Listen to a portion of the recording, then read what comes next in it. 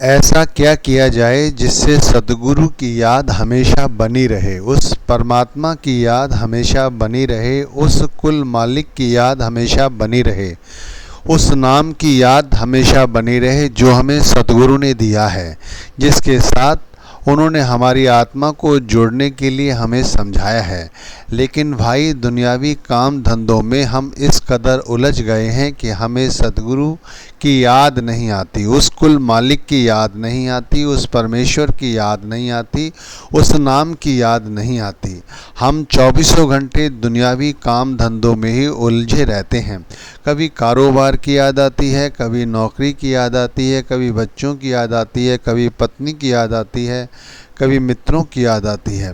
लेकिन भाई, जब हम सारे दिन इनको ही याद करते रहेंगे तो परमात्मा को कब याद करेंगे, परमेश्वर को कब याद करेंगे, उस नाम के साथ अपनी लिप को कैसे जोड़ेंगे। आज जो प्रश्न है वो ये उठाया है कि भाई, हम क्या करें जिससे कि परमात्मा की याद हमेशा बनी रहे। देखो भाई, परमात्मा की याद हमेशा बनी रहे, इसके लिए हमें परमात्मा से प्यार करने की ज़रूरत है, नाम से प्यार करने की ज़रूरत है, सद्गुरु से प्यार करने की ज़रूरत है, सद्गुरु द्वारा दिए गए नाम के साथ अपनी लिप जोड़ने की ज़रूरत है। लेकिन ये जब ही संभव हो सकता है जब हम परमात्मा पर विश्वास करें, नाम पर विश्वास करें, सद्गुरु पर विश्वास करें, इनको उस कुल मालिक से प्यार करें। ध्यान रखना, हमें सद्गुरु से वाकई में प्यार नहीं है, हमें नाम के साथ प्यार नहीं है, उस कुल मालिक के साथ प्यार नहीं है, तभी तो हम उसे थोड़ी ही देर में भूल जाते हैं। लेकिन जिसके साथ हमारी मोहब्बत होती है, हमारा प्यार होता है, हम उसे कभी नहीं भूलते। देख लो, कोई बंदा जिससे हम मोहब्बत करते हैं, प्यार करते हैं, वो हमारे सामने भी ना हो और वो कहीं दूर चला जाए, फिर भी हमारी आँखों में उस व्यक्ति की शक्ल हमेशा डोलती रहती है। इसी तरह हम जो कारोबार करते हैं, उस कारोबार में किस चीज़ की कब क्या ज़रूरत आनी है, कौन सा काम अधूरा रह गया है, कौन सा सामान लाना है, इसकी चिंता लगी रहती है। क्यों? क्योंकि हम उस कारोबार से ही प्यार करते हैं। जो हमें नौकरी मिली है, उस नौकरी में भी अपने बॉस की डांट फटकार तथा उसके द्वारा सौंपे गए कार्य की याद बनी रहती है। यहाँ तक कि दुनियावी हर काम धंधे की याद बनी रहती है। घर से निकलते समय यदि पत्नी हमसे कुछ कहे तो शाम को हम वो ले आते हैं, उसकी भी याद बनी रहती है। बच्चों की ज़रूरतों की याद बनी रहती है। घर में बैठे हुए माता पिता हमसे कुछ कहें, उसकी भी याद बनी रहती है।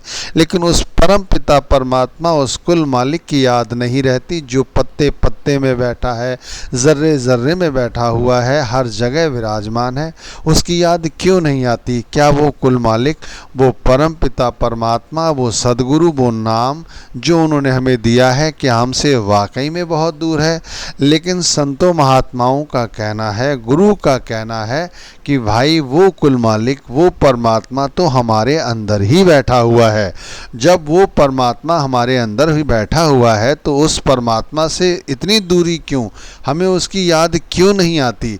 वाकई में ये बहुत बड़ा प्रश्न है। कहा गया है गुरु घर ने, आत्म में राम, राम में आत्म, चीनस गुरु विचारा। देखो, हमारे शरीर के अंदर वो कुल मालिक बैठा हुआ है, वो परमेश्वर बैठा हुआ है, वो सद्गुरु बैठा हुआ है, वो नाम बैठा हुआ है। लेकिन हमारी उससे कोई मुलाकात नहीं होती, हम उसे जानते नहीं। कहते हैं इसी शरीर के अंदर आत्मा है और उसी आत्मा जो है वो परमात्मा की अंश है। लेकिन हम आत्मा को और आत्मा परमात्मा को पूरी तरह से भूली हुई है। लेकिन कहा गया है कि जब कोई वक़्त का पूर्ण संत हमें इस बात का सूझी कराता है, ज्ञान कराता है, तब हमें उस कुल मालिक का अपने हृदय के अंदर जाकर ही पता चल जाता है, जो कि हमारी आत्मा के साथ ही बैठा हुआ है या हमारी आत्मा में ही रमड़ा हुआ है। लेकिन ना हम कभी ये बात समझ पाए हैं, ना ही समझने की कोशिश करते हैं। तभी तो सद्गुरु द्वारा बताई गई बात को भी हम इस कान से सुनते हैं और दूसरे कान से निकाल देते हैं। लेकिन हम ये चाहते हैं कि 24 घंटे जैसे दुनियावी चीज़ों की याद बनी रहती है, दुनियावी शक्लों की हमेशा ही हमारे दिमाग में, ध्यान में उनकी आकृति या मूर्ति बनी रहती है, इसी तरह हमारे सद्गुरु का भी नूरानी रूप हमारी आंखों के सामने रहे, नाम हमारे संग संग चलता फिरता रहे और हम उसे निहारते रहें, देखते रहें। लेकिन तो इसके लिए करना क्या होगा? उसके लिए हमें उस सद्गुरु के आगे, उस परमात्मा के आगे, उस नाम के आगे अपने आप को पूरी तरह से समर्पित करना होगा, उस नाम पर विश्वास करना होगा, उस नाम के साथ अपनी आत्मा को जोड़कर रखना होगा। जैसे भी हो उस नाम को ही इतनी तवज्जो देनी है जितनी हम दुनियावी चीज़ों को देते हैं, दुनियावी रिश्तों को देते हैं। जैसे जैसे हम नाम को तवज्जो देंगे, परमात्मा को तवज्जो देंगे, गुरु को तवज्जो देंगे, तो यकीनन धीरे धीरे हमारा जो ध्यान है दुनियावी शक्लों से, दुनियावी पदार्थों से हटेगा और सद्गुरु के साथ जुड़ेगा, नाम के साथ जुड़ेगा। जैसे जैसे नाम के साथ जुड़ता चला जाएगा, हमारे जो आत्मा पर गंदे गंदे गिलाफ पर डले हुए हैं, या कहा जाए कि कर्मों की मैल जो लगी हुई है, वो छटती चली जाएगी। और हमें एक दिन ऐसा आएगा, एक दिन ऐसी सुबह आएगी जब हमें सद्गुरु हमेशा अपने अंग संग दिखाई देंगे, 24 घंटे दिखाई देंगे। देख लो, वो कुल मालिक, वो परमात्मा जो हमारे अंदर है, हमें अभी दिखाई नहीं देता, वो दिखाई नहीं देता तो हम उसे अपने से दूर जान पड़ते हैं, लेकिन वो तो हमारे अपने अंदर है, हमारे अपने अंदर है। देखो, अगर हम अपनी आँखों को देखना चाहें तो क्या हम अपनी आँख को देख सकते हैं? हम अपनी आँख को नहीं देख सकते। अपनी आँखों को देखने के लिए हमें क्या करना होगा? हमें किसी आईने का सहारा लेना होगा।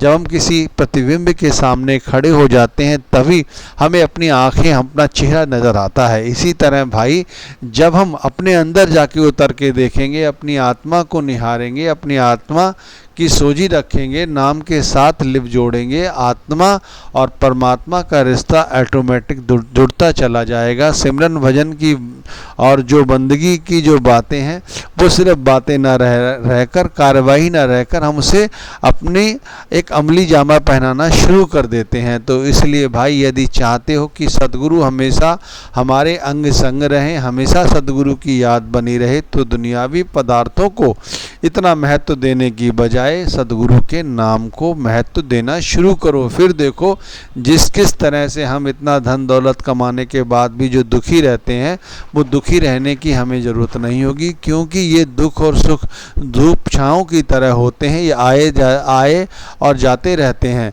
हमें ऐसा लगेगा सब कुछ नाम ही सच है। अभी तो हमें ऐसा लगता है हम सच हैं, हम जो कर रहे हैं वो सच है, बाकी दुनिया जाए भाड़ में। लेकिन जब हम नाम को तवज्जो देंगे तो ऐसा लगेगा कि नाम ही सच है।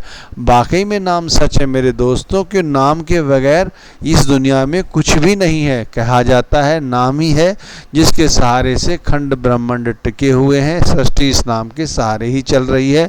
हमें नाम को विसारने की कोई आवश्यकता नहीं है। जिन्होंने भी अभी तक अपने आप को नाम के साथ नहीं जोड़ा है, तो उन्हें नाम से जोड़ने की ज़रूरत है, कि बगैर अपने आप को नाम के साथ जोड़े कभी किसी का कुछ बना ही नहीं। हम दुनिया में इस कदर बिसर जाते हैं, लोगों के कारोबार को देखकर यही सोचते हैं कि ऐसा कारोबार हम क्यों खुद ना खड़ा कर ले। दुनिया को देखते हैं कि लोग मोटर गाड़ी में जा रहे हैं, तरह तरह की सैर कर रहे हैं, एरोप्लेन में घूम रहे हैं, कभी इस देश जा रहे हैं, कभी उस देश जा रहे हैं। हमारा मन भी करता है कि हम भी इसी तरह के दूसरे देश जाएं, मोटर गाड़ी में घूमें, अच्छे अच्छे बंगलों में रहें। लेकिन भाई, उन लोगों का ज़रा इतिहास तो पढ़कर देख लो, उनके साथ उनकी कभी जीवनी को समझने की कोशिश तो करो कि सारा दिन किस तरह वो परेशान रहते हैं, कितनी उन्हें बीमारियां लगी हुई हैं। रोज़ सुबह उठते ही उनका सबसे पहला काम है कि वो गोलियां खाते हैं, उसके बाद वो अपना ब्लड प्रेशर चेक कराते हैं, तब कहीं जाकर वो एक कदम पलंग से नीचे उठा के रख पाते हैं। मेरे भाई, दुनिया देखने में बड़ी अच्छी लगती है। दुनिया के लोगों की जो दिखावट है, इसी दिखावट को तो देखकर हम उस परम पिता परमात्मा को, उस सद्गुरु को, उस नाम को पूरी तरह विसार चुके हैं और अपनी हकीकत छोड़कर दुनियावी जो दिखावा है इसे अपनाने के चक्कर में लगे रहते हैं। जो मालिक ने दिया है हमें कुछ सोच कर ही दिया होगा। हम जिस लायक हैं उसी लायक तो उसने दिया होगा। जो हमें पैदा कर सकता है, इस दुनिया में भेज सकता है, हमें बना सकता है, क्या वो ये नहीं जानता कि हमें क्या देना चाहिए, क्या नहीं देना चाहिए? जिस लायक हम हैं उसी लायक वो हमें हमारा कारोबार देता है, हमारा परिवार देता है। हमारे पिछले कर्मों के हिसाब से ही हमारा वर्तमान चल रहा है और भविष्य भी उन्हीं कर्मों के हिसाब से या वर्तमान कर्मों के हिसाब से ही आगे चलेगा। लेकिन हम परमात्मा को सोचते हैं कि वो कुछ नहीं जानता, इसीलिए हम परमात्मा को समझाने की कोशिश करते रहते हैं कि हमें ये चाहिए, हमें ये चाहिए, और हम करने भी वही लग जाते हैं। देख लो, मैंने ऐसे भी कई सारे लोग देखे हैं कि वो अपने आप को आगे बढ़ाने के चक्कर में दिन रात लगे रहते हैं और इतनी कोशिश करते हैं कि लोगों से उधार पैसा लेते हैं, लोन लेते हैं, ये कर वो कर, और आखिरकार जब वो काम करते हैं फिर हार थक कर बैठ जाते हैं, सर पर कर्ज और ले लेते हैं। कभी ये जानने की कोशिश नहीं करते कि परमात्मा की रज़ा क्या है। इसे एक मैं थोड़ी सी कहानी के हिसाब से भी समझाने की कोशिश करता हूँ। एक बार एक मछुआरे ने बहुत अच्छी नाव बनाई। नाव बनाने के बाद जब वो उसे चलाने के लिए, नाव का ट्रायल लेने के लिए जब वो नदी में उतारा, तो बीच नदी में जब नाव पहुंची तो उसमें यकायक छेद हो गया और उसमें से पानी आने लगा। उसने चारों ओर देखा तो वहाँ कोई ना था। वो सोचने लगा मैं क्या करूं। उसी नाव में एक डब्बा रखा हुआ था, उस डब्बे से उसने उसी नाव में पानी भरना शुरू कर दिया। जब पानी भरना शुरू कर दिया तो विधाता ने भी सोचा ये क्या कर रहा है, और उन्होंने उसकी परीक्षा लेने के हिसाब से दूसरा रूप रखकर सामने खड़े हो गए दूसरी नाव के सहारे कि भाई तू क्या कर रहा है, तेरी नाव तो डूब रही है और तू उसमें और पानी भर रहा है, तू ये ऐसी बेवकूफ़ी क्यों कर रहा है। तो उसने हाथ जोड़कर उस व्यक्ति से कहा, ऐ मेरे भाई, मैं तुझे बताना चाहता हूँ ये बिल्कुल मेरी नई नाव है जो मैंने अभी बनाई है। मैं तो इसे केवल ट्रायल के लिए बाहर लेके आया था। बताओ इतनी अच्छी नाव में कहाँ से छेद होने की गुंजाइश है? कहीं से छेद होने की गुंजाइश नहीं है। पर भाई देख लो, इसमें छेद हो गया, यानी एकाएक पानी भरने लगा।